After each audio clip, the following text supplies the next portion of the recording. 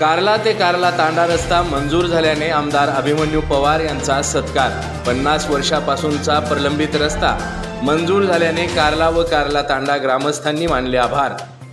कार्ला गाव ते कार्ला तांडा रस्ता गेल्या कित्येक वर्षांपासून प्रलंबित होता।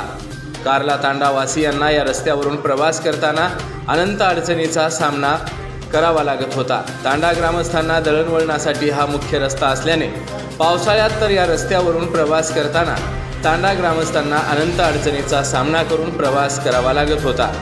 आता औसा तालुक्याचे लोकप्रिय आमदार अभिमन्यू पवार यांच्या अथक प्रयत्नातून हा रस्ता मंजूर झाला असून या रस्त्यासाठी 35 लाख रुपये मंजुरी होताच कार्ला व कार्ला तांडा ग्रामस्थांच्या वतीने आमदार अभिमन्यू पवार यांचा सत्कार करण्यात आला।